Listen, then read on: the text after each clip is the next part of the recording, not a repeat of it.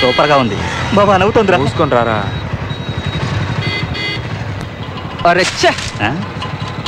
ఏమైంది sir?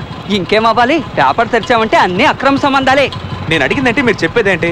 Traffic ఎందుకు jam అయిందని అడిగాను. తమ్ముడు, మినిస్టర్ గారు వస్తున్నారట. ఓ, ఒక మినిస్టర్ వెళ్ళడానికి ఇంతమందిని ఆపేశారు.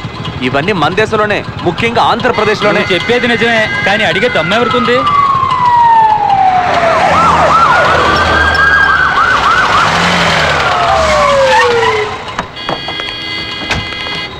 మామా,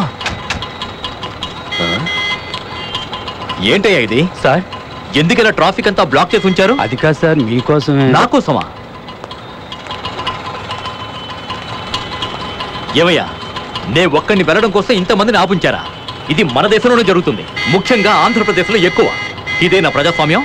ఇలా చూడండి, జరిగిన దానికి నేను బాధ్యుని కాను. ఈ తప్పు నాకు తెలియకుండా జరిగింది, కానీ నా కోసం జరిగిందని ఒప్పుకుంటున్నాను. అందుకని మీ అందరినీ క్షమించమని అడుగుతున్నాను. నన్ను క్షమించండి, దయచేసి నన్ను క్షమించండి. ఇటువంటి తప్పు మరోసారి జరగదు. Sir, super sir. నమస్కారం. నమస్కారం. రండి.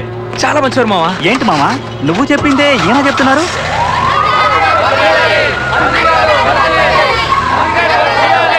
సార్, ఏంటయ్యా?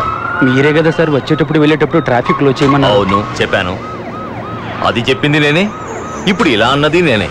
కొన్ని విషయాలు స్టేజి ఎక్కి మైక్ ముందు నిలబడి మాట్లాడినా ఎక్కవు.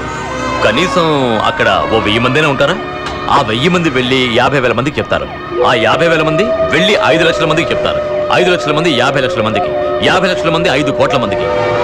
అన్ని ఓట్లయ్యా. నేను సీఎంని కావాలి కదా.